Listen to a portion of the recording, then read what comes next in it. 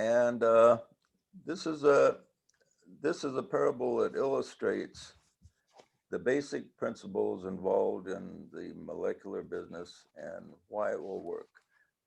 A lot of people have the idea that equality is bad, and forced equality is bad. Forced equality never does work. And there's what produces great evils in the world is do-gooders that come up with something, an ideal that they think is humanity needs to adhere to, and then they implement it by force. They try to overthrow the powers that be by force and implement theirs by force, and it often turns into a tyranny, and their ideal is never established. But the ideals eventually do materialize, but when they materialize successfully, it's done through free will. And this is what the parable of abundance kind of illustrates. So I'm just going to read this parable to you because it'll be good to have on video for people who want to tune into it. In the beginning, there lived a body that dwelt in the land of fresh air. The body saw that there was a beautiful, clean, fresh air as far as the eye could see, with all the life-giving oxygen one could ever need. The body also saw the impossibility of ever having a shortage of oxygen, because after it breathed it in and breathed it out in a different form, it was food for plants. The plants showed their appreciation by reciprocating and regenerating more oxygen usable for the body. Thus, the body lived in a cycle of endless supply and expected to have abundance forever. All the cells in the body were also very happy and content. They drank deeply from the great breaths of oxygen the body took. No one ever thought of saving or hoarding for uh, extra. They had all they needed. The brain cells needed a little more than some of the others, but no one seemed to mind, for they all each had all they wanted and needed and were fulfilled, and everyone was considered equal. They function in perfect cooperation with the realization that all the cells must be fulfilled for the body to be healthy. And the body must be healthy for any of the individual cells to be fulfilled. Thus, they realize their interdependence. And with this realization came sublime independence. The body lived in a state of perfect functioning for a long, long time, until one day, in the land of fresh air, they were visited by a sick body that was near death. The body was off color, contorted with some dread disease. The eyes were cloudy, its temperature was hot, its breaths were shallow and quick, and it could hardly stand. The sick body told the healthy one, I have one last request before I die. Share this apple with me and I will lie down in peace. The sick body took a bite and handed it to the healthy one. The healthy body looked on with pity and took a bite. And when he did, something strange happened. One of the cells from the sick body hopped off onto the bite taken by the healthy one. The cell knew the body he was in was dying, and he saw an opportunity to start a new life in the healthy body. Unfortunately, the foreign cell brought with him the philosophy from the dying body, a philosophy completely unknown and unthought of by the cells in the healthy body. In the sick body from whence came the foreign cell, there always seemed to be a lack of oxygen. At times I made futile attempts at sharing and being interdependent, but the separateness seemed to prevail, and the cells lived in a constant fear of lack. And as the body got sicker and sicker, they seemed to be forced more and more to hoard up oxygen for themselves, or else they would not have enough for the next day. Now, the foreign cell had just come out of this great struggle. He was one of the stronger ones, and always seemed to be able to garner enough to ensure his own strength, often at the expense of others. And when he found himself in a healthy body with an abundance, he was quite excited. He immediately started gathering around him all the oxygen he could store. After this was complete, he created storage containers and hoarded still more. Some of the healthy cells were curious about him and gathered around to watch. They had never seen anyone hoard oxygen before, and no one had even thought about it, for they had always lived in natural abundance. They had to ask, "Friend, why do you waste your time gathering around you oxygen when we live in perpetual abundance? There's never been a need for such a task." "You ignorant fools," said the foreign cell. "You assume just because you have had abundance in the past, you will have abundance in the future. I know from experience this is not the case. I originated from another body that was once healthy like this one, but health is a whimsical thing. Sometimes it is there and sometimes it is not. You have been fortunate that you've always had abundant oxygen, but if your body had had an extreme shortage, in your ignorance, you would have all starved to death, for none of you have ever had any oxygen put away. In your blindness, you've always thought that you have had nothing to worry about. It is now time for you to wake up and take responsibility for your own health." "Look at me," he said. "If this body were to get sick, as my previous body did, and you have an extreme shortage of oxygen, then I would be the only one here that could continue to have abundance. You would all look like fools and look toward me as your savior." The healthy cells listened in stunned silence. "We've always assumed that there would always be abundance," they said. "Tell us what happened to your body." "Well, we lived the good life like you did for a while," said the foreign cell, "but all good things must end." Certain wiser cells realized this and started teaching others about the potential crisis. Some listened and started saving for the evil day. It's a good thing we did, because it was not long before we needed it. When the shortages came, the ignorant ones who had saved nothing but trusted to the abundant supply were caught with their pants down.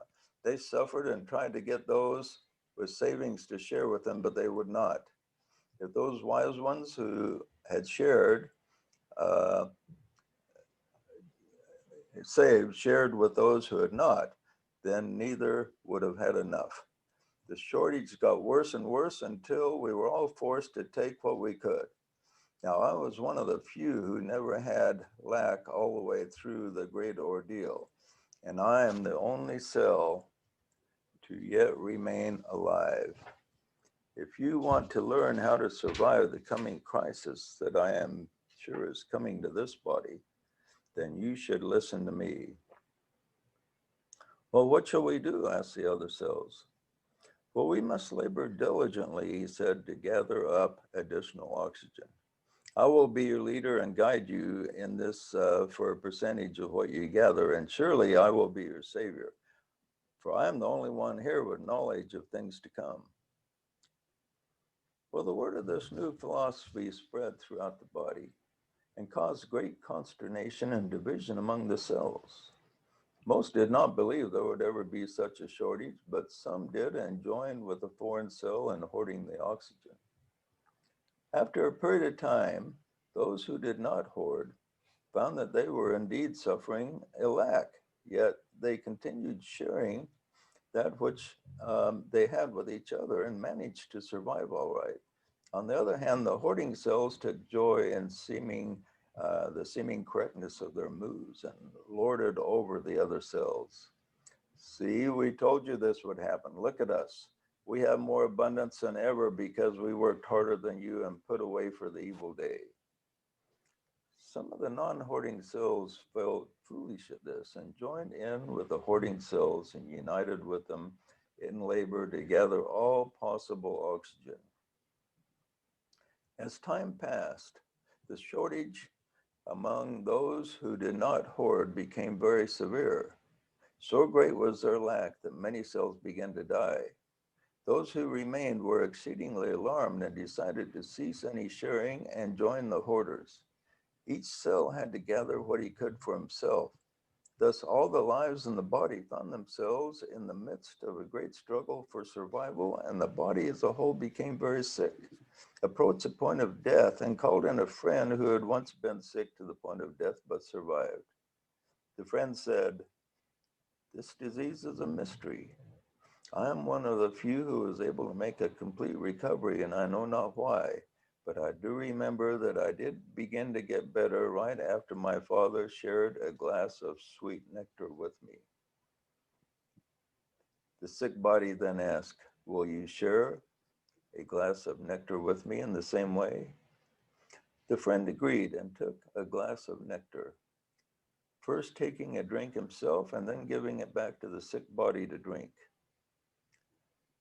Now, one of the cells in the friend's body who had lived through the disease and recovered desired to help the millions of brother cells in distress and hopped into the nectar and was transported to the sick body that was previously well.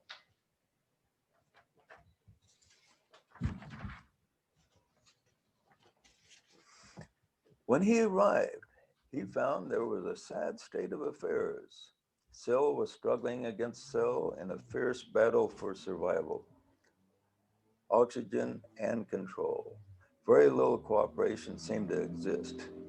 He cried out, "Listen to me, O ye cells, for the body does not have to die and you do not have to lack. I came from a body that had great health, then was sick, but was later healed, and I know the secret of healing."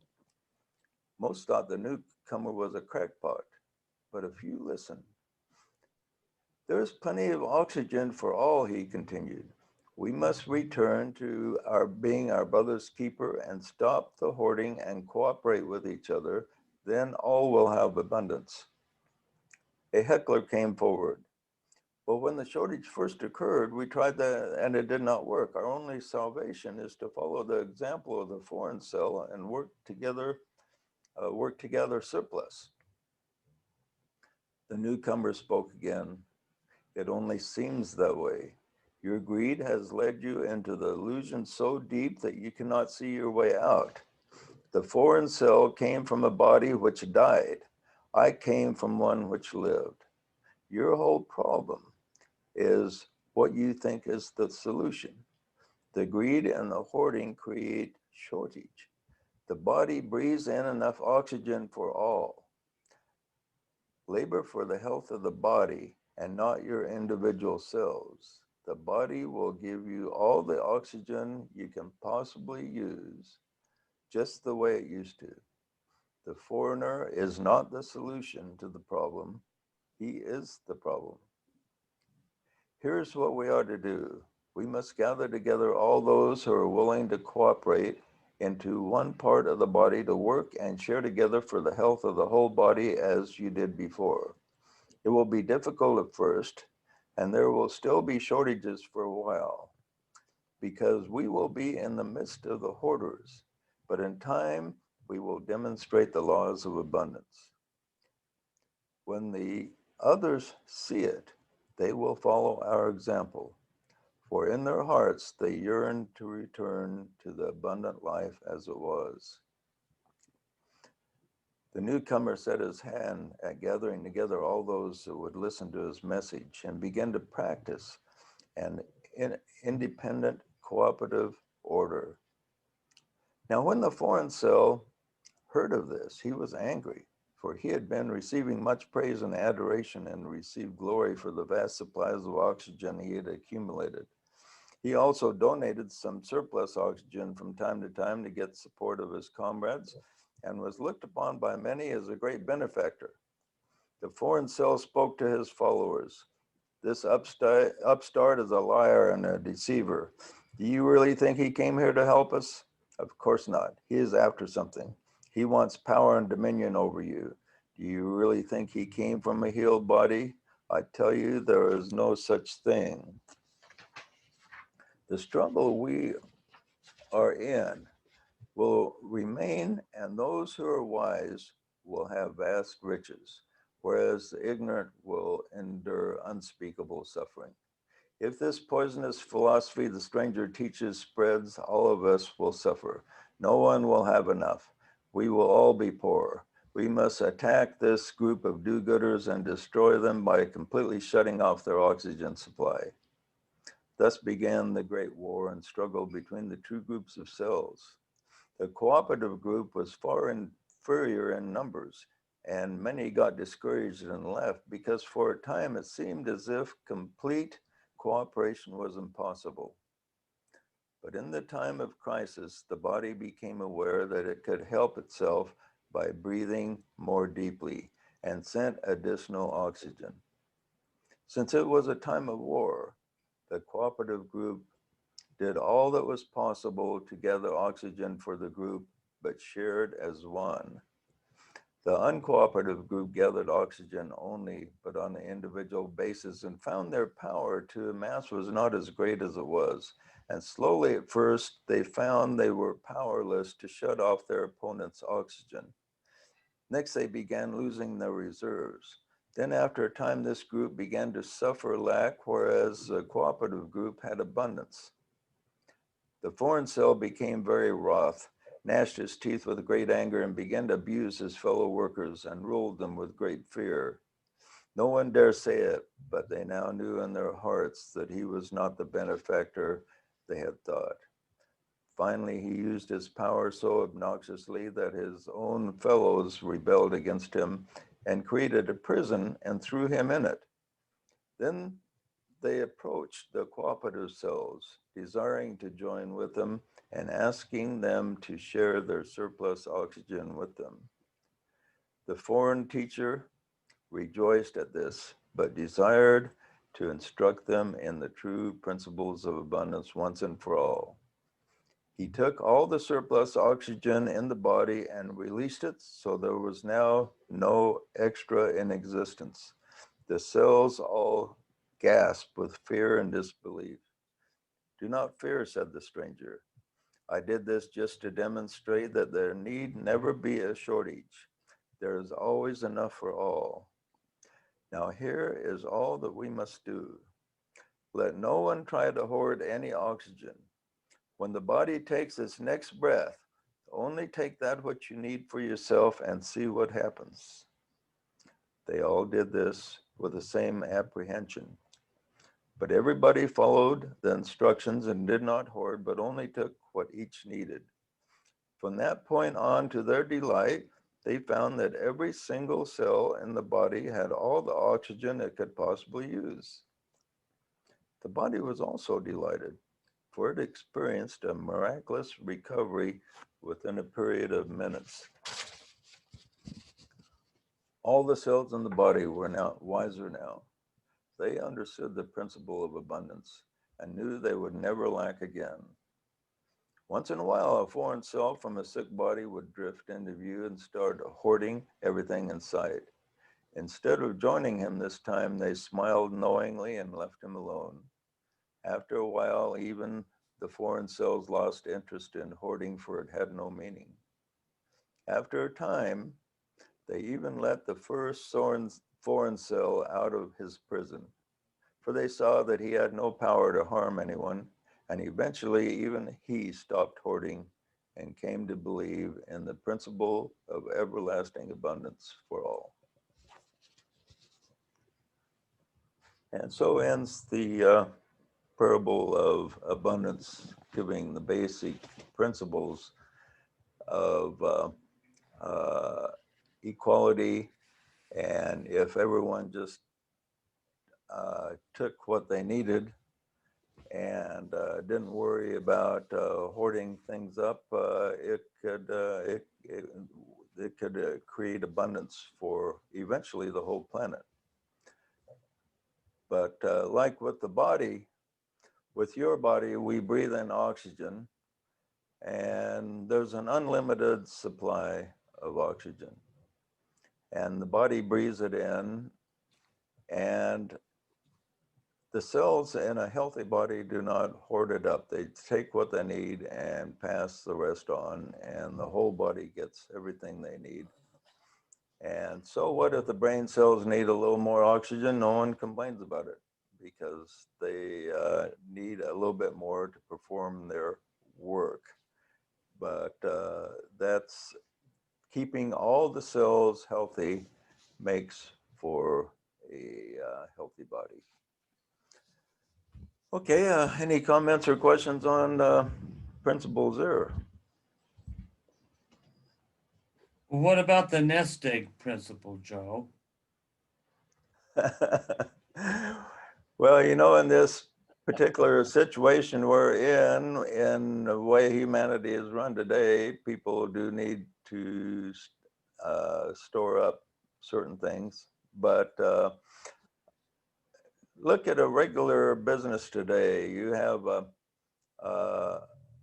in a big business today, you'll have the top executives getting paid maybe 20, 30, 40 million dollars, whereas the lower end employees maybe get $50,000 a year or so.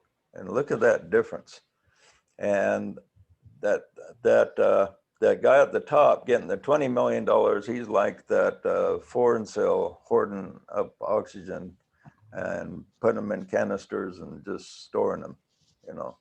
And all that money that we're giving that guy is could be used to make the whole business healthier.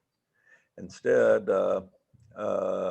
these top executives get a tremendous benefit, which is kind of comparable to the hoarding principle. In other words, there's not so much of the hoarding, but so much of the oxygen is going to a small handful. And money is like, compare money to oxygen, for instance. So in a large business, the much more oxygen is going to a handful of people than is needed for their complete health. And as we said last week, I think it was, that they did a study on happiness, and they found out that money buys happiness until you reach the point where your basic needs are taken care of. After your basic needs are taken care of, if you have a much more money, it doesn't bring you much more happiness. It doesn't make that much difference. So it is important for happiness for people to have their basic needs covered. After that, happiness comes from other things than uh, having a lot more material things than your neighbor has. Okay. Any other comments or questions on that idea? I thought that was a beautiful metaphor, right? I mean, that story, right? That painted a beautiful picture, dude. I love that very much. Well, thank you. Thank you. Yeah, there's a parable is really a great teaching mechanism, and helps kind of get the point through there. Yeah, it reminded me of in elementary school watching those little film strips, uh, and watching the pictures and all that as the story was being told. So there was a lot of I was able to envision a lot as you were reading that. And you have a beautiful voice for it, so it makes it all Oh, even really? more enjoyable, my friend. Oh yeah. Thank you. Okay, well, that'll wrap up the class then for today, and we will next week we're going to have cover the very last part of the molecular relationship, which is molecular politics. And molecular politics isn't necessarily Republican or Democratic. It can work in either party. And so we hope to be able to discuss that without any partisanship involved. Because we live in kind of an interesting political time. It's difficult to talk about political principles without people getting heated up. But molecular politics, the principles in it, it takes the principles from the molecular relationship and applies them as much as possible to making the political world more stable. And so we'll talk about that, and then we'll move on to different subjects after that. So we look forward to seeing you next week. It'll be next Sunday at 10 a.m. all being well. Okay, thank you. Bye-bye. A powerful week, everybody.